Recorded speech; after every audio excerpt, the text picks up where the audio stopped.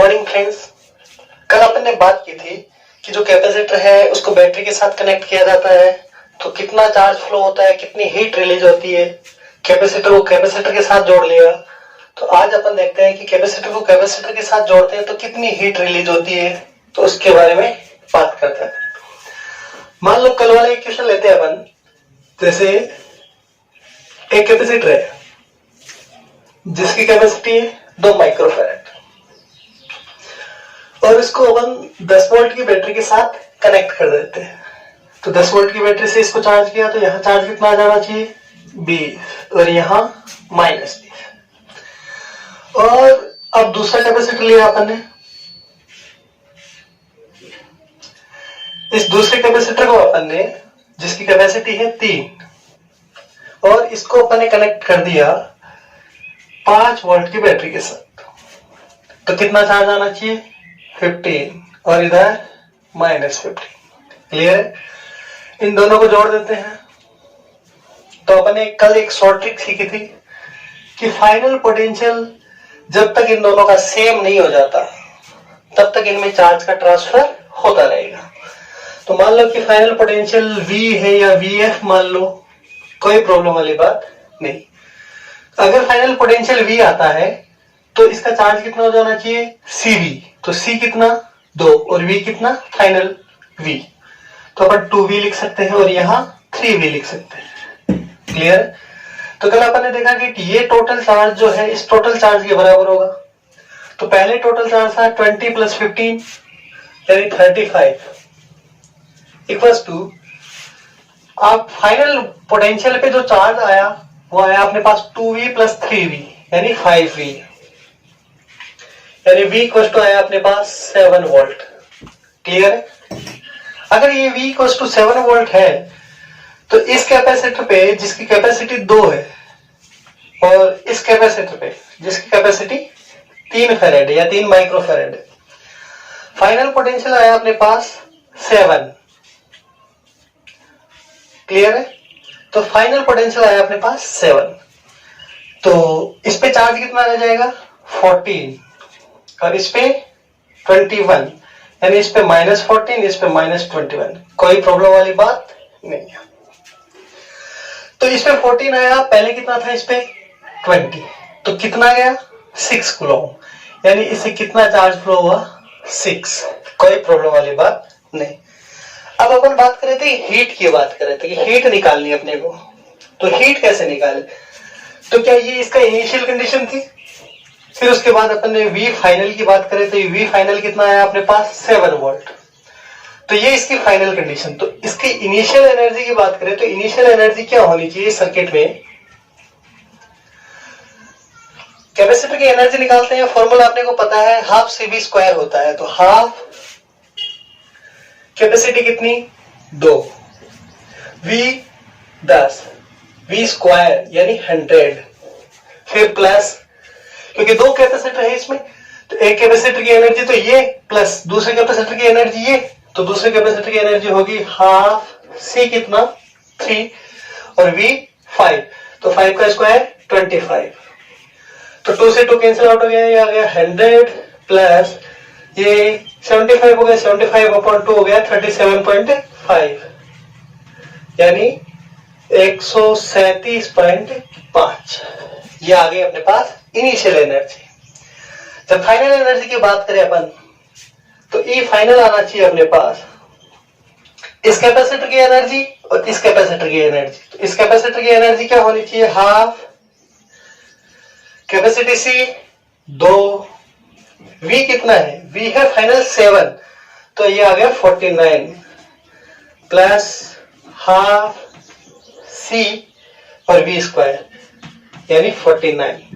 तो ये 49 प्लस ये 49 × 3 हो गया 147 और 147/2 आ गया अपने पास 73.5 यानी 73.5।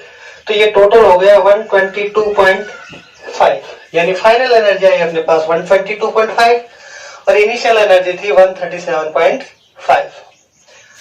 तो हीट निकालने के लिए अपन ने जो फॉर्मूला काम में लिया था वो क्या था? हीट था work done by battery minus E final minus E initial. क्या यही फॉर्मूला था?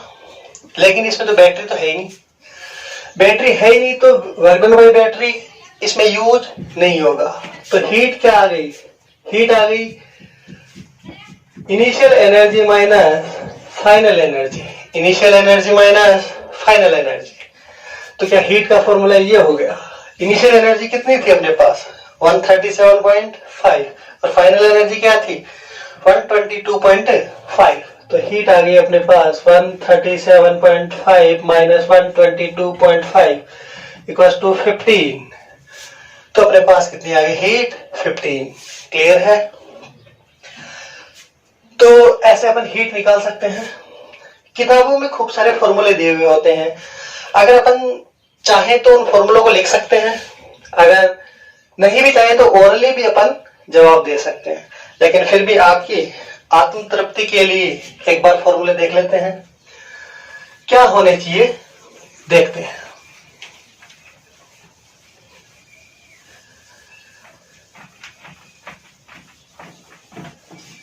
हाँ, तो मान लो कि अपने पास अगर ऐसे बोले अपन कि ये कोई कैपेसिटर है जिसकी कैपेसिटी है C1 और इसको V1 के साथ कनेक्ट किया गया है। तो जब अपन बुक्स में पढ़ते हैं तो अपने पास दो केस होते हैं। क्या? पहला केस तो होता है when two capacitor connected in same polarity।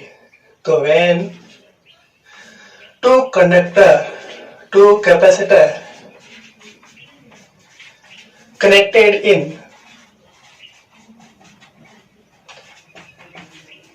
same polarity,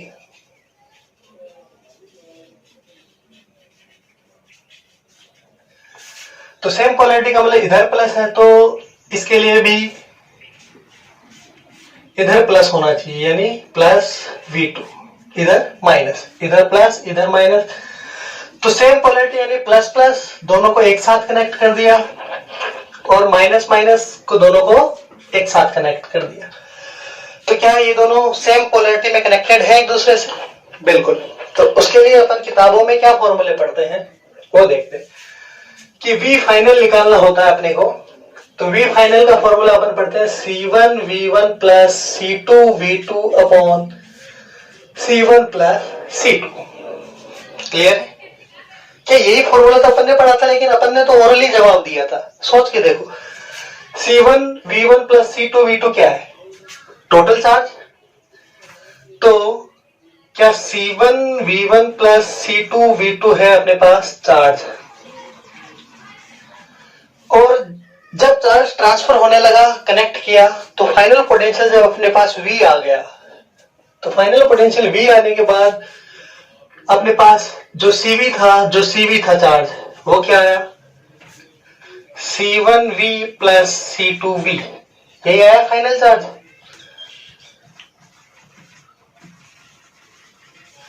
तो क्या इसमें से V कॉमन लिया जा सकता है? क्या लिख सकते हैं? C1 plus C2। क्या दोनों चार्ज इक्वल होते हैं? तो दोनों चार्जों को इक्वल लिख देते हैं, C1 V1 plus C2 V2। क्या V इक्वल टू क्या आया? C1 V1 plus C2 V2 upon C1 plus C2। कोई प्रॉब्लम वाली बात नहीं। क्या अगर आप इसको रटने की जरूरी है या ओरली सोल्व कर सकते हो? बिल्कुल, ओरली सोल्व किया जा सकता है इसको। ये फॉर्मूले रटने की कोई जरूरी नहीं है। अगर आपको कॉन्सेप्ट आता है तो इन सब की कोई जरूरी नहीं है। चाहे तो हीट भी निकाल सकते हैं अपन। अगर अपन हीट की बात करें तो हीट कितनी होनी चाहिए? तो हीट का फॉर्मूला अपने पास आता है, जो क्या होता है देखना। हीट आनी चाहिए अपने पास 1/2 C1 C2 upon C1 plus C2 into में V1 माइनस V2 का स्क्वायर। क्या ये भी वही बात है? कैसे? अगर अपन चाहे हीट निकालना तो E initial minus E final put कर दो, जो अपने पास जो एनर्जी थी वो दोनों वैल्यू पुट कर दो, सोल्व करोगे तो यही वैल्यू आएगी, कोई प्रॉब्लम वाली बात नहीं है। तो क्या अपन ने बेसिक कॉन्सेप्ट से ये सारी चीजें सोल्व की है, जबकि बुक्स में अपने को ऐसे दी हुई होती है। तो आपको ये फॉर्मूले रखने की कोई जरूरी नहीं है। फिर भी अगले फॉर्मूले और देख लेते हैं अपन। ये तो था जब capacitor connected in same polarity. अगर मान लो ये अपोजिट पोलैरिटी में कनेक्टेड हो, तो when connected in opposite polarity,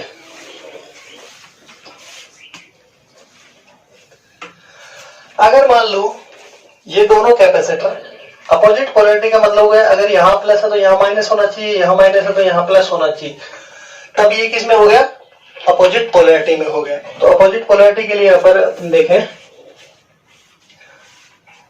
ये कैपेसिटर है जिसकी कैपेसिटी है C1, ये कैपेसिटर है जिसकी कैपेसिटी है C2, इन दोनों को कनेक्ट कर दिया, यहां प्लस V1 दे दिया, यहां माइनस रख लिया, तो यहां माइनस रख लिया, इसको V2 मान लिया, यहां प्लस मान लिया। क्या ये अपोजिट पोलैरिटी में कनेक्ट हो गए? तो अपन फाइनल पोटेंशियल देखना चाहें तो क्या लिख सकते हैं? Final potential VF equal to होना चाहिए C1 V1 minus C2 V2 upon C1 plus C2। तो ये आ गया अपने पास फाइनल पोटेंशियल। और अगर अपन हीट देखना चाहें तो हीट अपने पास आनी चाहिए वही E initial minus E final देखते हैं, तो अपने पास आती है C1 C2 upon C1 plus C2 V1 minus, इसमें प्लस था, सॉरी इसमें माइनस था, आ गया फॉर्मूला। अच्छा, यहां V2 माइनस का आ जाएगा, कोई प्रॉब्लम वाली बात नहीं है। तो सॉरी प्लस का आ जाएगा, कोई प्रॉब्लम वाली बात नहीं है। क्लियर? हाँ, तो अपन ने सारे फॉर्मूले देखे। क्या इनको इजीली सॉल्व किया जा सकता है? बिना फॉर्मूलों के भी अपन क्वेश्चन सॉल्व कर सकते हैं अगर अपने कॉन्सेप्ट क्लियर है तो। इसके बाद अगर अपन बात करें कि जेई में एक क्वेश्चन आया था, 10 नंबर का क्वेश्चन था, उसमें 3 कैपेसिटर दिए हुए थे और 3 कैपेसिटर दिए हुए थे, तीनों को कनेक्ट कर दिया था और उसने पूछा था कि कितना चार्ज फ्लो होगा। तो क्वेश्चन देखें और सॉल्व करें उसको। अगर मान लो यहां एक कैपेसिटर है और यहां भी एक कैपेसिटर है और यहां भी एक कैपेसिटर है, इन तीनों कैपेसिटर को कनेक्ट कर दिया, तो पूछा कि इसमें जो चार्ज फ्लो होगा वो कितना होगा। ये क्वेश्चन था। मान लो कि ये था 2 माइक्रोफैरड, ये था 1 माइक्रोफैरड मान लेता हूं, या 2 माइक्रोफैरड मान लो, इसको 1 माइक्रोफैरड मान लेता हूं। ठीक है, इसको मैंने बैटरी के 10 वोल्ट से कनेक्ट कर दिया, प्लस इधर माइनस इधर, और इसको मान लो मैंने चार्ज ही नहीं किया और इसको मान लो कि मैंने 5 वोल्ट की बैटरी से चार्ज कर दिया। ठीक है, अब क्वेश्चन ये है कि इसमें कितना चार्ज फ्लो होगा। तो अगर अपन देखें तो चार्ज फ्लो आराम से निकाल सकते हैं। कैसे? यहां 10 वोल्ट है तो V अपने पास है 10 और कैपेसिटी अपने पास 2, तो क्या चार्ज निकालने में कोई बुराई वाली बात नहीं। क्या होता है charge? Q equal to CV यानी 20, यहां आया 20, यहां तो कुछ है ही नहीं तो 0 0, यहां 1 है, यहां 5 है, तो यहां क्या आया 5 माइनस 5, कोई प्रॉब्लम वाली बात नहीं। अब सपोज करो कि अगर यहां से Q चार्ज इससे निकला हो तो यहां कितना चार्ज आ गया? 20 माइनस Q आया। ये चार्ज इसमें गया तो यहां से कितना चार्ज आया? Q, यहां से निकला तो माइनस Q, यहां आया तो 5 प्लस Q, यहां से गया तो माइनस 5 माइनस Q, वही Q चार्ज अगर इसमें गया तो यहां कितना था? माइनस 20 था, तो माइनस 20 प्लस Q। क्या ये सारे चार्ज अपन ने लिख दी? बिल्कुल भाई, अपन ने देखा क्यू चार्ज निकला, यहाँ कितना था 20, तो 20 माइनस क्यू, वही चार्ज इसमें गया, वही चार्ज इसमें गया, वही चार्ज इससे निकला, इसमें गया। क्लियर है? तो चार्ज निकाल लिया। तो क्या यहाँ कुछ पोटेंशियल क्रिएट हुआ होगा? यहाँ माइनस है, देखना, यहाँ माइनस, यहाँ प्लस, यहाँ प्लस, यहाँ माइनस, यहाँ प्लस, यहाँ माइनस। तो क्या मैं इसको V1 मान लूं, इसको V2 मान लूं, इसको V3 मान लूं? क्लियर है? क्या लूप लो लगा सकते हैं? इधर से चले, इधर चले, इधर चले, कोई दिक्कत वाली बात नहीं। क्लियर है मामला? तो केवीएल के अकॉर्डिंग क्या होना चाहिए कि टोटल पोटेंशियल होना चाहिए वो 0 के इक्वल होना चाहिए। तो यहां से स्टार्ट हो जाए, माइनस से प्लस चले, माइनस से जब प्लस चलते हैं तो कम से ज्यादा होते हैं, तो क्या V1 किसका आएगा? प्लस का। फिर प्लस से माइनस यानी ज्यादा से कम, तो माइनस V2। फिर प्लस से माइनस, ज्यादा से कम यानी माइनस V3 इक्वल टू क्या आया? 0। अपन जानते हैं V इक्वल टू क्या होता है? Q by C। V equal to होता है Q बाई C। तो Q क्या होता है? Charge on positive plate. तो V1 के लिए पॉजिटिव प्लेट ये वाली हुई, तो कितना लिख सकते हैं? 20 माइनस Q अपॉन C कितना है? 2 माइनस V2, V2 ये है, तो V2 की पॉजिटिव प्लेट पे चार्ज कितना? Q, Q by 2 minus V3 कितना लिखो? 5 plus Q, 5 plus Q upon 1 equal to 0। क्या इसको सोल्व करके कैपेसिटी की, चार्ज की वैल्यू निकाली जा सकती है? तो सोल्व करें। 20 माइनस Q माइनस Q, फिर minus 10 minus 2Q equal to 0। क्या 20 माइनस 10 हो गया 10, Q और माइनस 2Q 4Q हो गया, यानी 4Q इक्वल टू 10 आ गया, तो Q इक्वल टू आ गया 2.5। अगर ये माइक्रो फेरेड्स में मानते हैं तो माइक्रो कूलम आ जाएगा। क्लियर है? फेरेड्स में मानते हैं तो कूलम आ जाएगा। क्लियर है? सेम टू सेम एक क्वेश्चन और करते हैं, जिस क्वेश्चन को आप सोल्व करोगे। देखें, मान लो कि ये कैपेसिटर है, ये एक, ये इस बार इसकी कैपेसिटी 2 माइक्रोफैराड मान लेता हूं, इसकी 1 मान लेता हूं, इसकी 2 मान लेता हूं, और मान लो कि इसको 20 वोल्ट की बैटरी के साथ कनेक्ट कर दिया, इसको 10 वोल्ट की बैटरी के साथ कनेक्ट करके चार्ज कर दिया था, इसको 5 वोल्ट की बैटरी के साथ कनेक्ट करके चार्ज कर दिया। करें आगे सोल्व? तो सोल्व करो और चार्ज की वैल्यू निकालो कि कितना चार्ज फ्लो हुआ। देखें, मान लो कि Q चार्ज निकला, सबसे पहले चार्ज लिख लेना चाहिए साइड में। तो सबसे पहले चार्ज लिखना चाहिए, तो चार्ज लिखते हैं। अगर मान लो कि यहाँ कितना आना चाहिए? 20 इंटू 2 40, यहाँ माइनस 40, यहाँ 10, यहाँ माइनस 10, यहाँ 10, यहाँ माइनस 10। क्या सारे चार्ज लिखे जा चुके हैं भाई? 20 इंटू 2 40, 20 इंटू 2 माइनस 40, क्या 10 10 10 10। क्या ये बात समझ में आई? सपोज करो कि यहां से क्यू चार्ज निकला हो, अगर यहां से क्यू चार्ज निकलेगा तो क्या आ जाना चाहिए? यहां से क्यू चार्ज निकला तो ये आया 40 माइनस क्यू, वही चार्ज इसमें गया तो यहां कितना आया? 10 plus Q minus 10 minus Q, यहाँ क्या आया? 10 प्लस क्यू, यहाँ माइनस 10 माइनस क्यू, क्या वही चार्ज इधर जा रहा है?